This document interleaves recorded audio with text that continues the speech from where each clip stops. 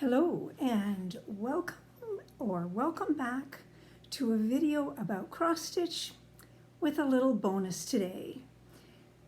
I am the Stitching Owl and I believe that this is Flosstube number 9 and we are sometime late in November, but I do not know which date it is. I'm sure it will appear up here. I hope that this weekend and extended weekend has been a break for you and your family, and that you are now ready to jump on the bandwagon of the last month of preparation before Christmas. I'm coming to you from London, Ontario, Canada, where Thanksgiving happened 6 weeks ago. But I'm about to sound like I am celebrating Thanksgiving with you, and really I am. I am truly enjoying my little corner of YouTube.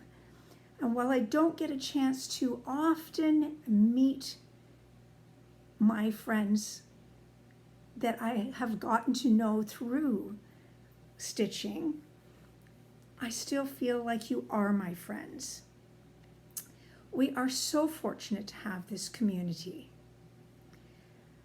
I would like to say thank you to Sticks, Strings, and Other Things for the mention in video number 73. Now, Leigh is an energetic presenter and has a wonderful sense of humor that I think would keep everybody smiling. I think you could figure out that she is not just a cross-stitcher, she is also a knitter by her name, and she might have an issue with not just purchasing cross-stitch material, but also yarn. Oh my, I can't imagine actually having, well, no, I shouldn't say that. I was about to say 2 hobbies with collections. I have them. I've got quilting and cross-stitch. So yeah, I would actually bet, Leigh, that I have a bigger stash of quilting material than you have of yarn. I also want to say thank you to Carmen of Cardamom Pins. She explains in her last video where that name comes from. So Carmen had an absolutely astounding video number 1 where she did a wrap-up of everything that you could possibly want to know about Jacob Palooza. We met at weekend number 2 here in London, Ontario. Carmen is also from Canada and lives in Toronto. Now, after her 2-hour wrap-up, she thought she was finished. And then all of us that watched her video said, no, you're good at this. Please keep doing this.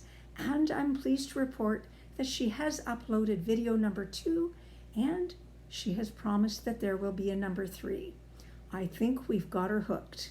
So I'm hoping that sometime in the future, when construction is done in front of Evertote, that she will wander down to London again when they have an open house, and that we can go and have some fun with our Roxy Floss co-purchases.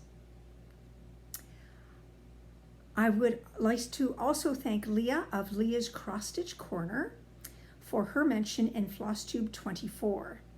Now, Leah comes to us from across the pond and is uploading on a regular basis. Now, one of the things that I quite enjoy about Leah is that she is finding a variety of topics within the idea of stitching to present to us. Now, yes, if she's talking about kits, she is talking about those that are most handy to her, which would be British. But the world is very small. If you see something you like, I bet you could order it and get it in. Perhaps mailing costs would be a little astounding, but it's all possible when you want it to be. Now, what she has found is that her most popular video was the one entitled How Much I Spend on Cross Stitch, where she outlines what she aims to spend per month. Now, I'm looking forward to December with Leah's videos. She has a number of advent calendars that she is going to be unboxing and sharing with us in a Flossmas situation, so we get to have her more often in the month of December. And my final thank you must go out to Laura of Stitching by the Shore. I actually don't have words for what it felt like to listen to you speak of me and my ornaments and my stitching on your last floss tube. I thank you. The support and friendship that I'm receiving from you is amazing and literally brings me to tears. So thank you. Yes. It is a month, a weekend. It should be an entire year of Thanksgiving, shouldn't it be? Now, while we're speaking of Laura, Laura had a project in the fall where she took ATC cards, art trading cards, and asked fellow stitchers to come up with examples that utilized cross stitch. On the theme of autumn, send them to her by October 1. She would work it through and collect them up, divide things out, and then send them out to each of us so that if we sent in one, we got one back. I sent in two, so I got two back. Now, for the last couple of weeks, I've been noticing on Facebook, yes, I took the plunge and I am now on Facebook. I know. I wasn't sure I was ever going to do it either, but yes, I have. And of course, my first join was to Laura's group, Stitching by the Shore. And I was noticing that everybody was putting up pictures of their trading cards that they had received. Karen hasn't figured out how to put up pictures on Flosstube yet. Oh, that's this week's project. So I started watching my mailbox and watching my mailbox and watching my mailbox. So I was starting to get a little worried, but then, yes, late last week, I had a small envelope from Delaware and I knew instantly what was inside it. So I received 2 trading cards, and I do apologize. I made the rookie mistake of not taking pictures of the trading cards that I made before sending them off to Laura. I knew that the mail system between Canada and American Post could be slow, so I wanted to just pop them off early. And I did it so early I didn't take a picture. So my first one was Stitched to Me by Deb. I'm not going to say last names because I don't have permission from the people, and to be honest, I don't have the opportunity to reach out to them either. So you'll notice that Laura sent these to us in lovely baggies that will preserve them. I think I will ultimately end up getting a scrapbook and putting in the sheets that you can get for baseball cards, because we make these trading cards the exact same size. So this one you can see is fall pumpkins with a sunflower and a tiny butterfly, and then there's some lovely little sequins on the edges just to give it a bit of sparkle. It was almost as if this person knew it was coming to me because I do like my sparkle. And my other one, delightfully, I had one that was horizontal and one that was vertical. Look at this. It's a squirrel. I believe this is, yes, she says, it's an owl forest embroidery motif. And then if I put this in, she's got 2 little charms here, the acorn and the pumpkin. Now again, how does it happen that I get this and I'm the one that feeds the squirrels so carefully that in the fall, when I regretfully don't have an oak tree in my backyard, I visit the parks in London And my husband and I pick up bags and bags of acorns, and we throw them out for our squirrels for about a month so that they can bury them. They always find them. I never have an acorn tree. Heavenly days. An oak tree coming up.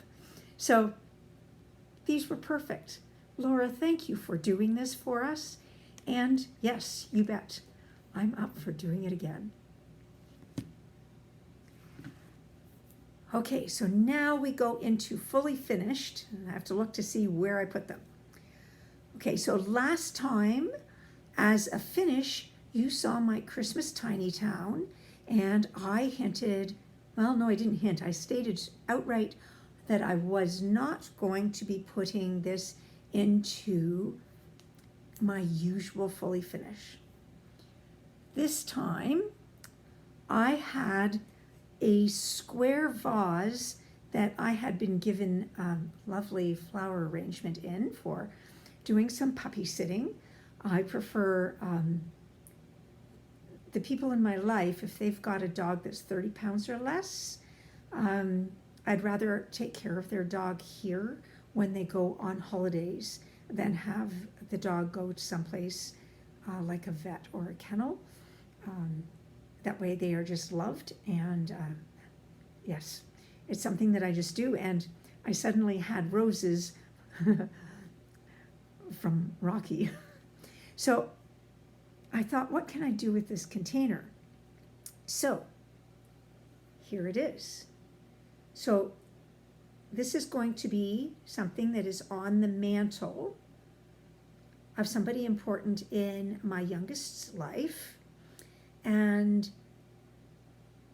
she is going to fill this with candy or Christmas balls and decide whether it's going to go in the next week or so to this person so that it's enjoyed throughout the month of December or closer to Christmas. Now, you're probably wondering, how did I get it to stay like this? Well, look at that. My mother has lots of buttons, and I have sewn the buttons on here and used a bit of elastic there. Now I'm thinking of putting a bow on that elastic and then providing a few extra elastics just in case. But the beauty of this is I have the option of making more tiny towns this way for this person because they are in my child's life and will continue to be in my child's life. So they will be able to take off this and put the next one on. And then this will just lie flat and easily store. Sometimes when I'm giving gifts, I'm trying to figure out how can I make it so that it isn't something difficult for somebody to store.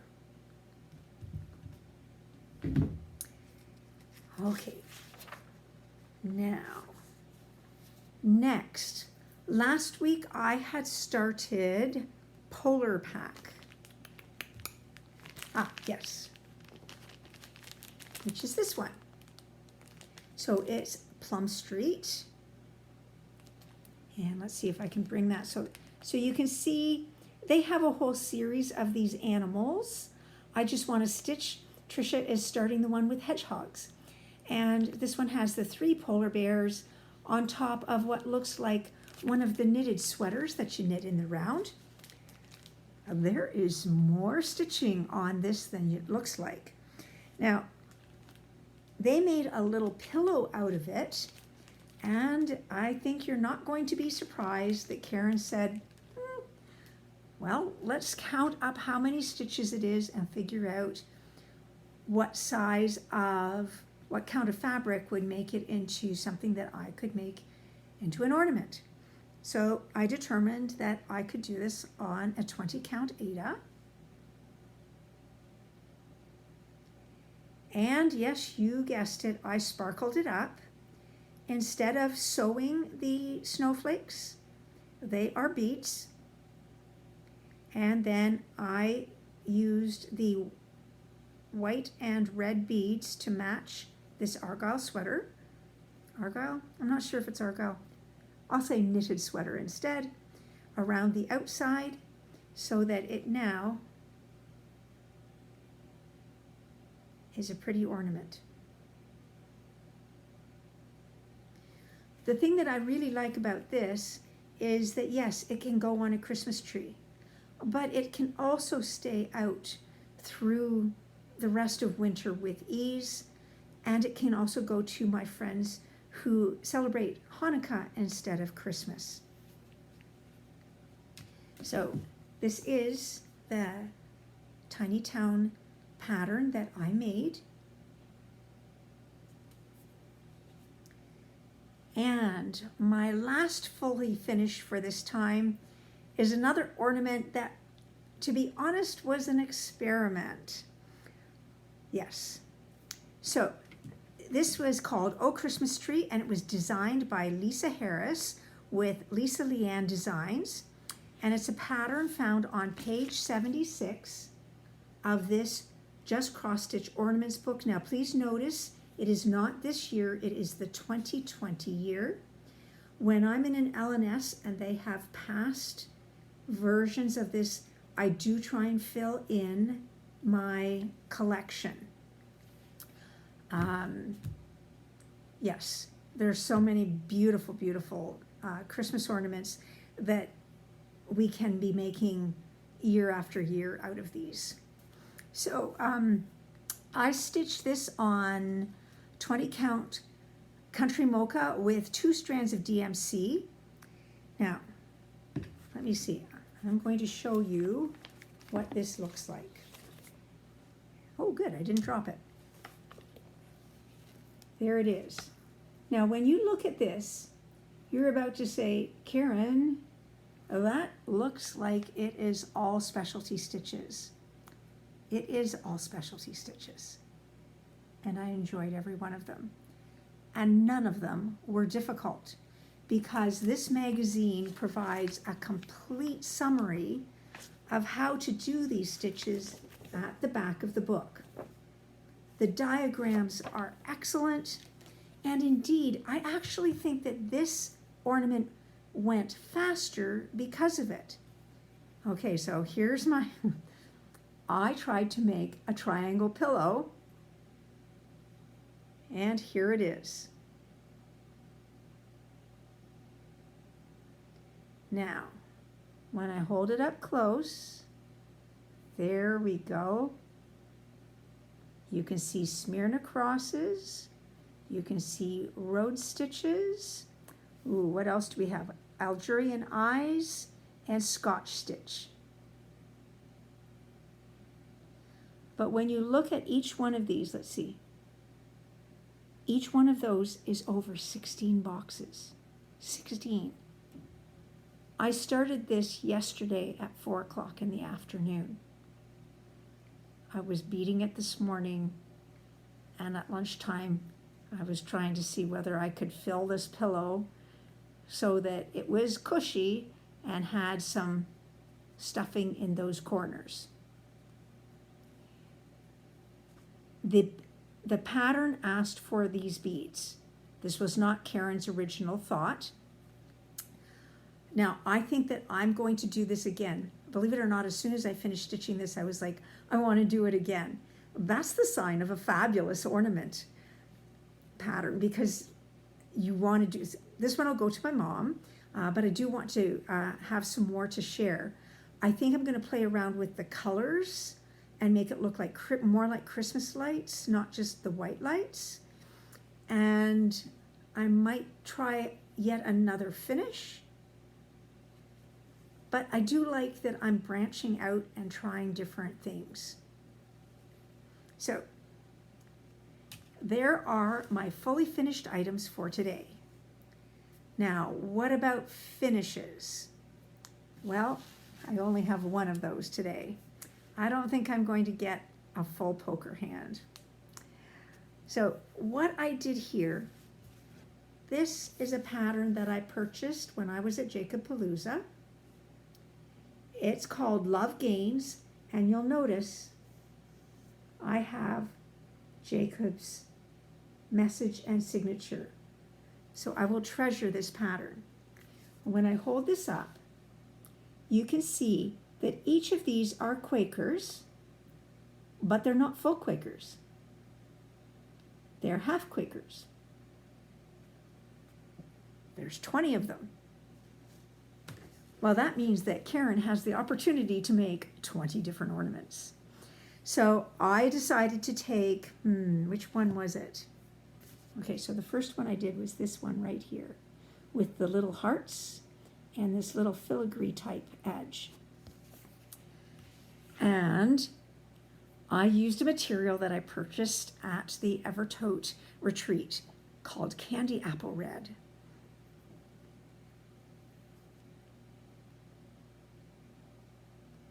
So I finished the Quaker by just, literally, I turned the pattern upside down and continued stitching. It wasn't hard. And in here where the filigree was, yes, Karen put gold beads. So this one is ready for me to either decide if I'm going to put more beads. I don't know. I think that might be too much, or just go straight to the making it into an ornament. So that is my finish. It again was a quick stitch. This is a 32 count linen. It is Roxy Flossco, and I have used 12 weight sulky thread. So I think it's just so cute. And again, I would do this over and over. I could do it red on white. I can do this on white and make the star and the outside like a black, and then these hearts red. There's so many options with these patterns by Jacob that, yes, so much fun in my future, and it was a purchase in the past. Okay, so that brings us to the whips of the day. So I think I'm going to start with, well, I'm going to continue with modern folk embroidery. And let's see if I can find it. Yes, okay. So we all know that I am doing Under the Stars. I started this for my retreat, which was halfway through October. And what I did was I started in the center up here with this motif, and then I went out from there. And then this week, I made use of some of the goodies from the retreat. I got a needle book, and I got some lovely counting pins. Now, I think these counting pins are from 3 different people. Some of them are from Sheila. I'm wondering if one of them is from Lori Sykes. And I don't think I'm going to come up with the other name.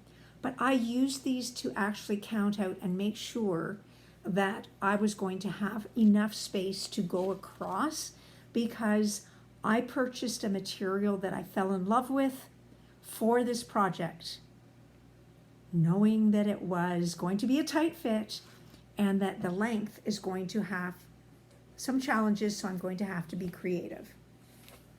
But it worked. I was able to get all the way to here.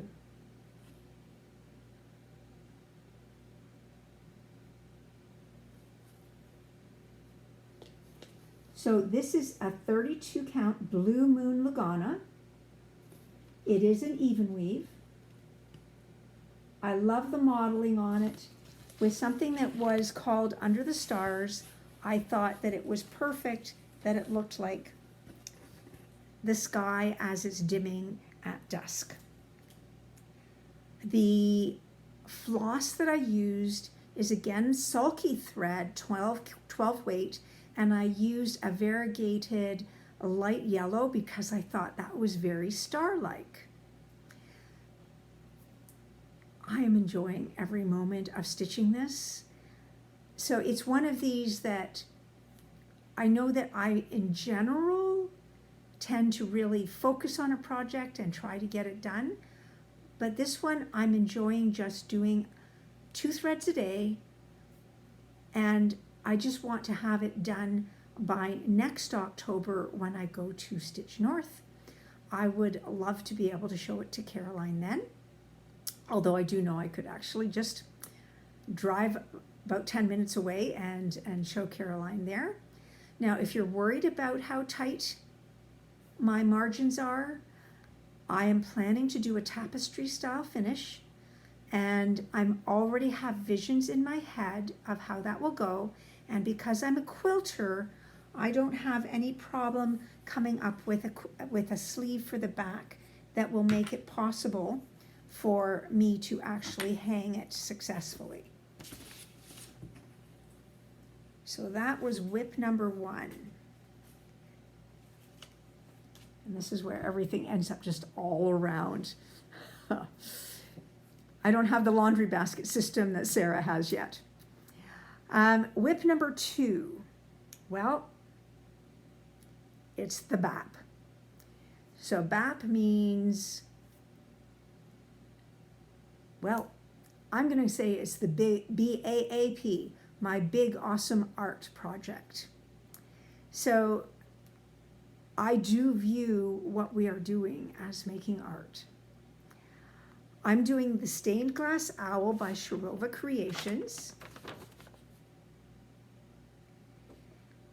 I was delighted to discover that Laura, Stitching by the Shore, has enjoyed watching my process here so much that she has gone and purchased some stained glass full coverage pieces. So I'm going to enjoy watching her do that. And I noticed when I went onto the Sharova pattern site on Etsy, they have another owl now. I'll have to see whether I want to make a pair. It's always an option. Always an option. So let's see. The last time we were together, I was so excited to finally get to some blue stitching. Karen is now tired of blue stitching because these patches here, so 1, 2, 3, 4, around here, 5, 6, 7, 8, 9, 10, all of those are blue. And yes, I think that they make it vivid, but what I love about this is that I can do what Laura does and just say, I think I need a break from blue, and I'm going to do some up here. So I actually got the top part of the arc, so I know I'm at the halfway point. So I've got some auburn in here, and you're going to discover that I got down to this green. I'm getting closer to this bottom corner. Okay, and there we go. You can see my gridding is going farther and farther out. Each time I stitch, I put in one more up and down and one more across so that I don't have to grid constantly. But there's the green that I just put in, and there's the auburn. When I get this guy right here to a point, that's when I can say a feather is close. But I do want to get more of this in here before I go to doing the owl. I'm trying to work methodically so that I can control the overall contouring. I find that if I work stitch by stitch pretty much across, I have an evenness that I don't have if I, for me. Other people do it wonderfully, doing the typewriter method, going all the way across, or Royal Rose on one color, and then coming back and doing others, and it looks even. For some reason, mine doesn't. I don't know whether it's because I'm not the same tension one day to the next, or what it is. I use a hoop, so I don't know. But I do find that if I just keep going smoothly across, that it works best when I'm doing these full coverages. So that is where I am. So when I counted this morning, I have discovered, so what I do is anytime that I get one of these boxes done, that's 100 stitches. Now it's not an inch though. So sometimes you can go, woohoo, I've got 100 stitches done. And then you look at the work and you go, it doesn't look like much, because you actually have to have 400 stitches done in a specific quadrant for it to actually come up as a full inch. That's just the way it is with 20 count. But I have 267 boxes done, which means I've got 26,700 stitches done. And that's just the completed boxes. I have some other stitches that are outside the boxes. So that means I've got a little bit more than that. But since September 16th, 26,700. I am really excited. I know when I went into this, I was not sure whether I would be excited enough to actually want to do a minimum of 100 to 200 stitches every single night. And it's usually working out to being 300 stitches a night. And yes, every one of those stitches is the owl, middle of the night. I have not once brought this out during the daytime. It just is what it is with me. Okay, and now we have my SAL. So we have the Jardin Prive au Fil de Nichoirs, which is being led by Colette, the highway stitcher, and Brenda, the handwork maniac. They do an October to October sew along because they meet each year at the same retreat, and I'm afraid I've forgotten which retreat they actually meet at. So last time I showed you the October finish. Now I'm doing the 15th to the 15th, so I have not finished the November, but I do have it started. And you can see that November has these tiny little leaves that are all colorful. It's going to wind up, and so this is the overall piece. My printer seems to be getting low on colored ink and striping things. This is November right here. So yes, I'm almost at the owl. I just have to do a few more leaves, and then I'll be at the birdhouse and a tiny owl. So that will be done for the next time we are together. Okay, and now for a surprise. Over the last couple of years, as I was watching Flosstube, every so often a presenter would say, I had a surprise start. And I was like, how can you have a surprise start? Like, really? No, but it's possible. You can have a surprise start. I am quite active on Instagram. I like to post only about cross stitch on my Stitching Owl identity there. And apparently one of the Etsy designers called Instant Cross Stitch had noticed that I was popping cross stitch up fairly regularly. So they asked if I would be willing to do a pattern test, and I was like, well, sure.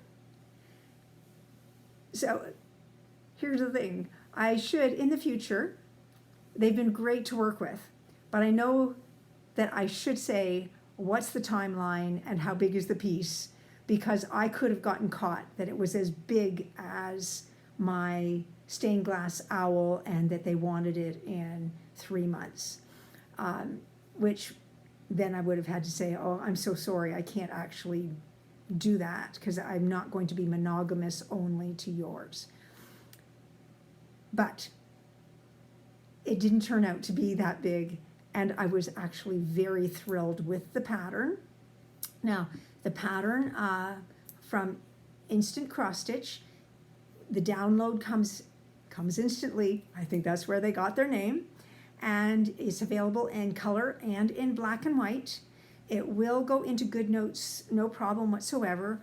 I happen to be a dinosaur, which means, yes, you guessed it, I'm printing it out and I'm coloring it up. Now, I am not going to tell you what the title of this is. I would love to have people guess what the subject matter is. I've been stitching this for it was exactly a week yesterday. It is full coverage. Now, I would say that it would be possible to not do this. It's black brown 3371. You could get a really pretty material and then just do the center, but the center is full coverage as well. I think this is a splendid dip your toe into full coverage piece because it does give you a real feel for what it's like to have areas where you've got confetti and areas where you've got chunks. But it's within a 9" by 9" setting. So it isn't overwhelming. You're not thinking, oh my goodness, I've dedicated like 5 years to this. I'm hoping to get this done in 8 weeks. Since that's what I've promised, I best do it. So I do invite you, make a guess. What do you think this is a picture of?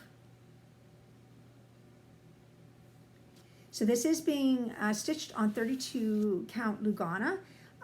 It doesn't truly matter what the color of the material is because it's full coverage. And this is 100% Aida friendly. There are no partial stitches. And for those of you that do not like backstitch, there's no backstitching either. Or at least I haven't found any yet. I'll let you know if it comes up. So this is going to replace, I was going to turn around and start another Year in the Animals piece. But until this is done, I am not going to pick up a Year in the Animals or another tiny town, full tiny town. I might do 1 or 2 little portions of the Christmas tiny town to make ornaments because I can do that in a couple hours. But this is going to replace that part of my floss tube temporarily. So I don't think I've got a poker hand. I had 3 fully finish, 1 finish, a surprise start, 3 whips. I don't know. I can't think of anything that actually equates to. Maybe a group of 3 in Yahtzee for the 3 fully finished. Yeah, no royal flush this week. I just wanted to take a moment at this point to say I'd like to invite you to give thought to trying a couple of new floss tubers. The first one is Mrs. AZ Family Zoo Stitcher, and actually I know that a few of you have actually had a peek at her already. Allison is a lovely presenter. She speaks so clearly and is so cheerful. She's also a designer on Etsy, and just check up the AZ Family Zoo and you'll be seeing that up. I have learned to edit, Sheila. Thank you for your advice on how to do some of this stuff. I really appreciate it.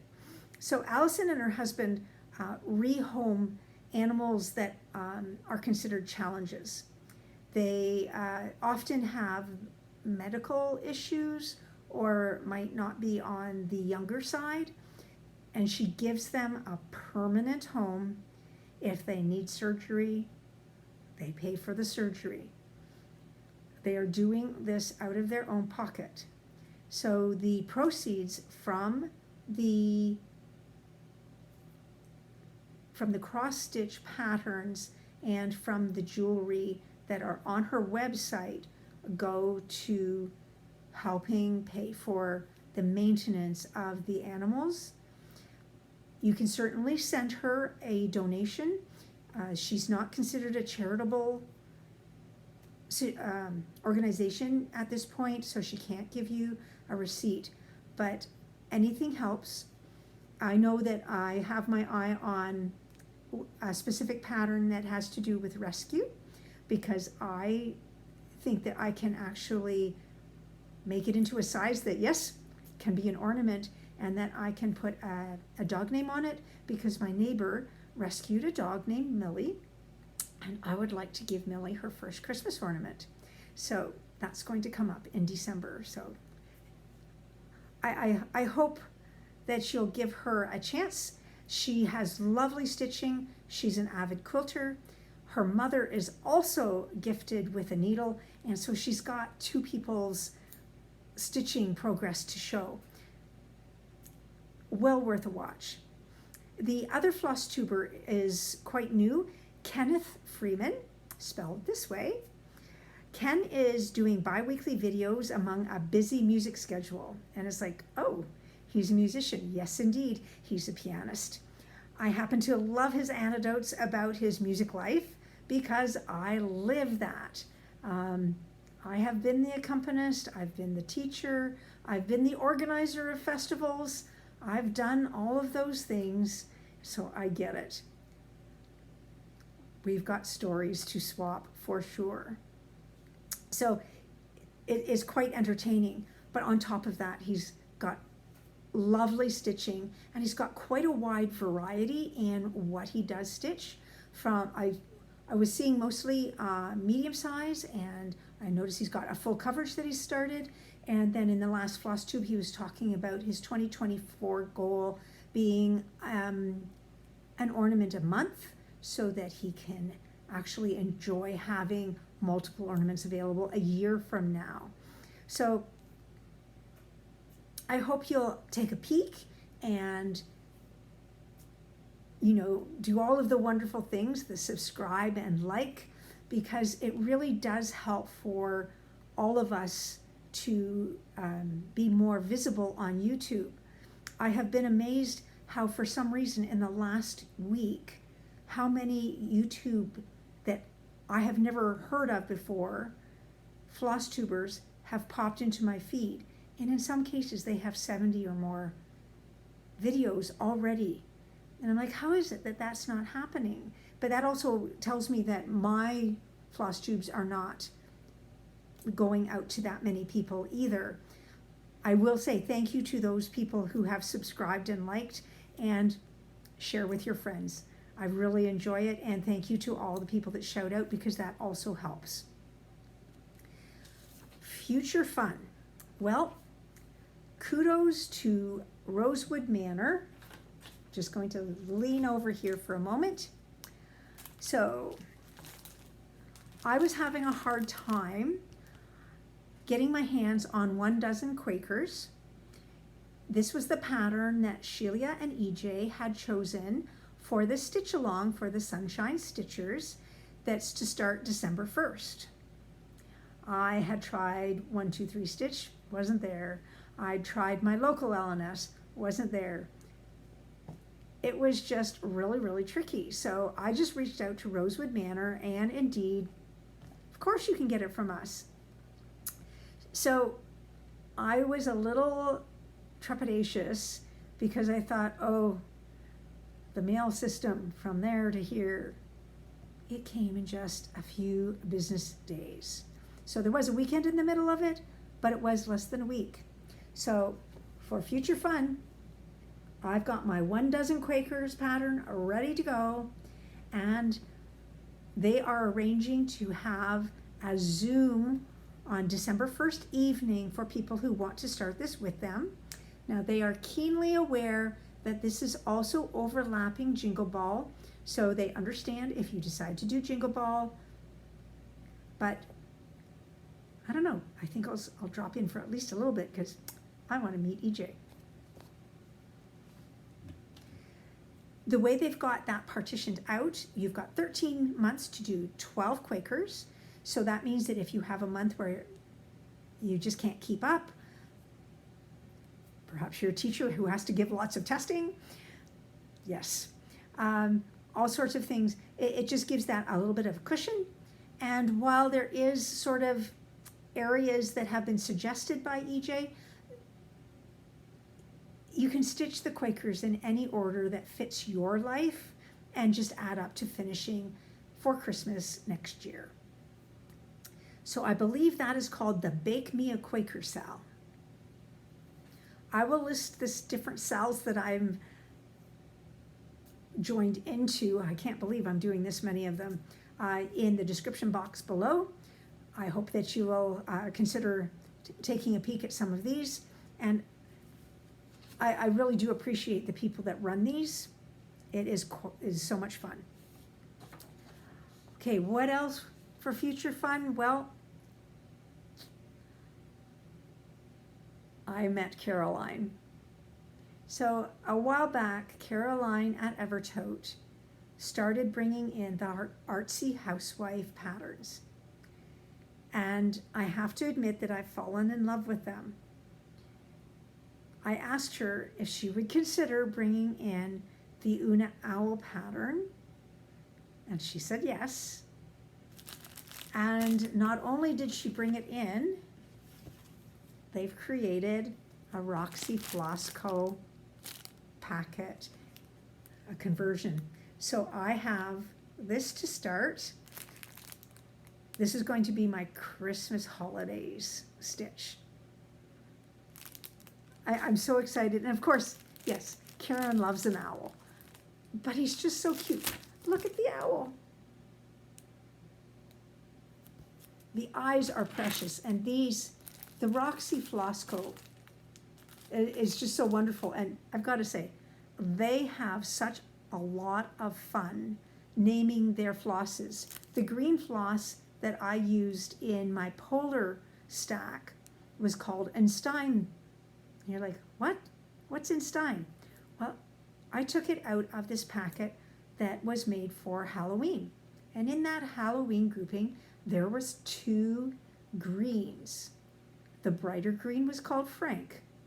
The dark green that goes almost to black was called Einstein. So together, they are Frankenstein. Genius. Now, as we know, patterns can't travel alone, even if you're picking them up in person. So I also bought Pretty Bird. I believe, is it Anna that's doing this one?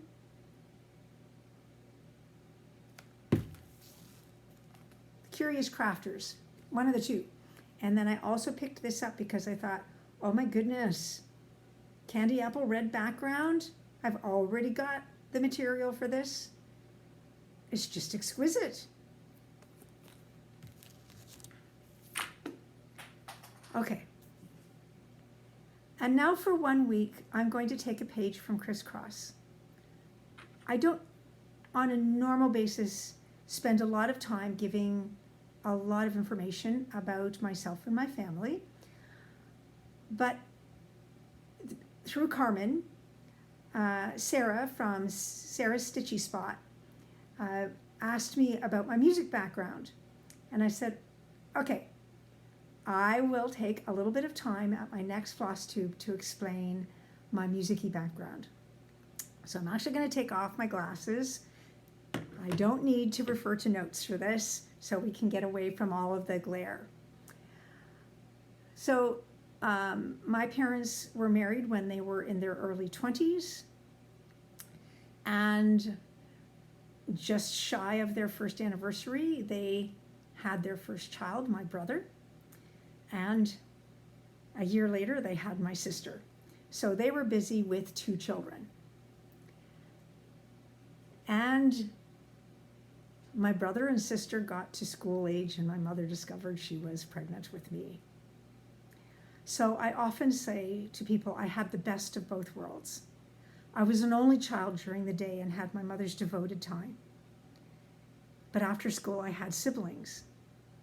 Now, my parents at this time didn't believe in that magical box called TV. We were read to. My sister and I were taught how to embroider when we were very young. I can tell you that 7-year-olds doing French knots, I didn't think I would ever get the hang of them. And if 7-year-old Karen could see me doing French knots now, she'd be amazed that I would happily do a sheep completely with French knots. I was doing them so tight and then pulling them all the way through, so they ended up on the back side of the material, not the front side. But nonetheless, we were taught how to embroider, and like crisscross, my mother's mother lived in my house. So it was that I never had to have a babysitter, because even on those times when my parents needed to go out to a church meeting together, or, when my father worked long hours. He was an accountant, and it was before computers could do a lot of the stuff for you, and if things didn't add up, he would go back and he would stick with it till everything worked. So I was very fortunate to have my grandmother there. My grandmother was very special. By the time I was born, my brother and sister were already in music lessons. So that means that by the time I was 2 years old, and there was still no television, and yes, they could read, but they would get home from school and they had this plaything. Why have dolls out of a closet when you could just have a live doll? So they would play with me as their doll. And when I was 3 and 4 years old, they would put me on the piano bench and they'd put my little finger on music and say, C. And then they'd put my finger on the keys so that I would know where C was. I'm one of these odd people that can actually remember times back to 2, 3, and 4. So these are actual memories, which is a little bit unusual, but it's true.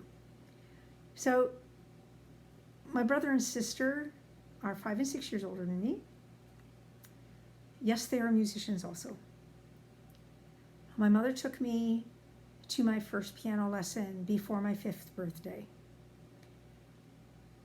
And they discovered that I already read music hands together. There was no problems. So I could actually jump past the normal beginner's books and just dive in immediately to things that were in the Canadian system. We have a graded system through the Royal Conservatory. And so there's these pre-grades, and then you can start at grade 1. Well, I started the first lesson at the grade 1 level. And in my first festival, I played grade 3 pieces.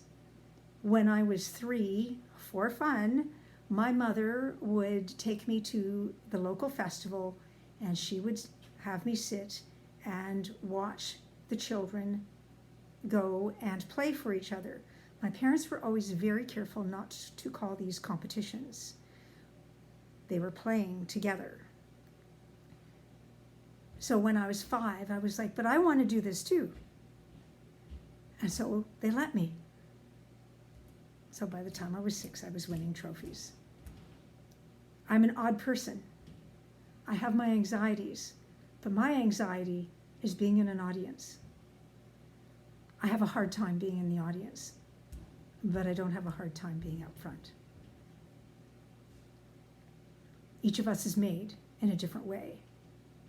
By the time I was a teenager, so I would have been 13 and my sister was 18, we were playing in the same classes. And again, people would say, you're letting your daughters play against each other? And my parents would be going, no, they're playing with each other.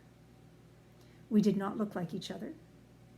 And our body types were also very different. My sister's extremely petite. So when they would be reading out names at the end for who was first and who was second and things like that, they would look at us and go, do you guys know each other? And we were like, yeah, we share a bedroom. So it was a very music-y life. Now, it got a little complicated because when you have people working at what's called the associate level, so you go through 10 grades, and then you work on things like the Pathetique Sonata and Partitas by Bach and Faschingsfunkus by Schumann. Well, there's not enough hours in the day for everybody. So my parents had a piano upstairs and a piano downstairs. And my brother became a cellist. So he does have his grade 8 piano, but he was practicing cello in his bedroom. I would be practicing on one piano. My sister would teach in the basement. Then we'd switch places. I started teaching piano at the age of 14. And my grandmother, God bless her, she came to every one of our performances. She loved hearing us perform. She did not love hearing us practice, particularly when we were memorizing, because we had to play something over and over and over and over to have it memorized. And yes, the weeks leading up to festivals, it was over and over. And so she'd have a cello in one room and 2 pianos going. And so she would be, oh my word. So she would go outside and she would get out the little wooden stepladder and she would clean our windows. She used a product called Bon Ami, which none of you will be old enough to know what Bon Ami was. It was a solid cake that you just wetted the side of it and then you wiped it on and then it dried. And it had the texture of sandpaper so that when you wiped it off with like muscle, your windows sparkled. Well, she was out there on a stepladder many days of the week. We had the most sparkly windows in all of our little town that had like 20 to 24,000 people in it at that point. By the time I was a teenager, I had outgrown the teacher that was in Woodstock, but because my sister and brother were already in university and had gotten to know some music professors, they found one who was willing to work with me. And I started my voyage working at a senior level with university professors. And I had the opportunity to study out west in the Banff School of Fine Arts and get a scholarship to do that. And as such, it all led to me having a very full life in music. When I was in high school, I remember one day being called out of class by the guidance counselor. And he sat me down and said, "So, we are in a terrible time. The arts are going to go away. You need to do something other than music. You cannot. You need to promise me that you will not go into music." For those of you who are like 60 and up, you might remember that in the late 70s and early 80s, the interest rates were in the double digits. And it was really painful to pay a mortgage when your mortgage was a double-digit mortgage for interest rates. It was a difficult time. And yes, I know I was good at math. I know I was good at English. But I was better at music. So even though he asked me, I did not make the promise. And I'm glad I didn't. Music has been good to me. I've had a studio in my house. My children have known that I've been in the house at all times. I've had the opportunity to play in many, many churches. One of the deals that I've had with my students over the years is that if you will hang in with me all the way to the end of high school or to the end of your ARCT, whichever comes first, I will play your wedding for free. I've played some beautiful weddings.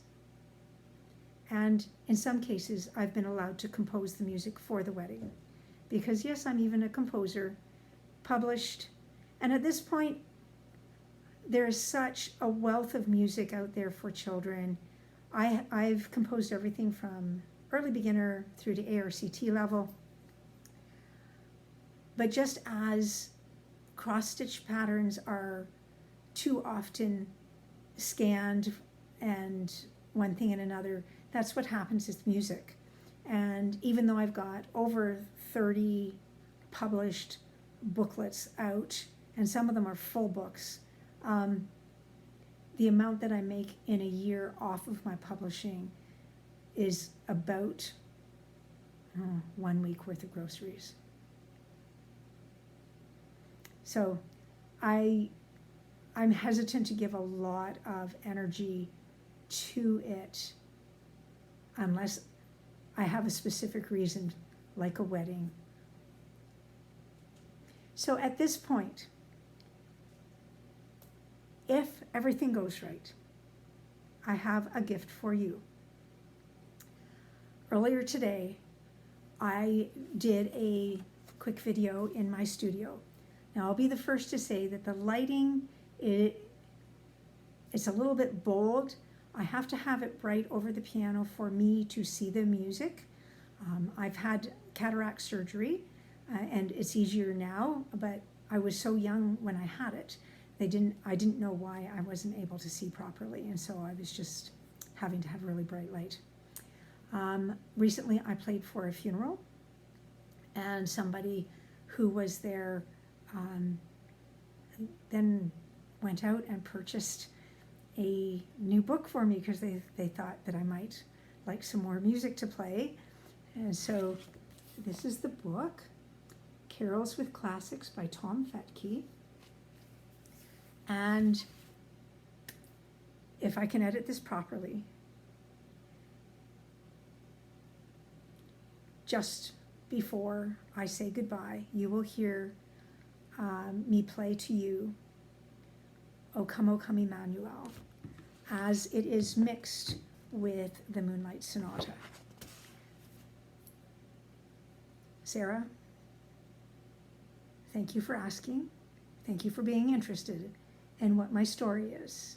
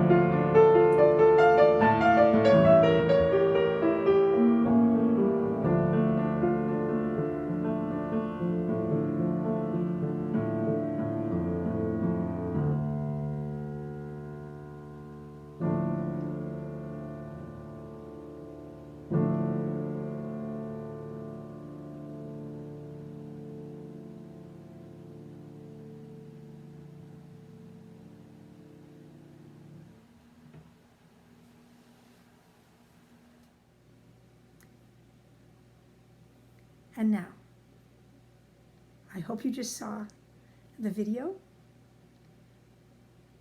I hope that you were stitching while you were watching my video today, and that with every stitch, you were able to make yourself happy. I hope to see you again soon. Thank you all for being friends.